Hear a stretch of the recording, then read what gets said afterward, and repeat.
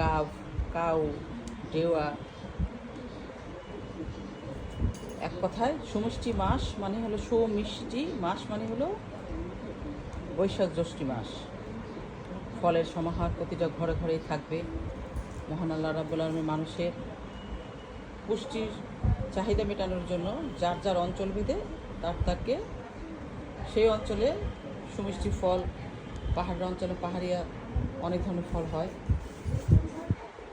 শীতের দেশে শীতের ফল, আমাদের দেশে আমাদের জাতীয় ফল কাঁঠাল, সুমিষ্টি আম, লিচু, যেটা ভাষায় প্রকাশ করার মতো ভাষাই থাকে না, এত স্বাদ, এত মিষ্টি, এত সুস্বাদু। সারা পৃথিবীর সবচেয়ে স্বাদের জিনিসই হলো আম আর কাঁঠাল, যে কাঁঠালের মধ্যে প্রচুর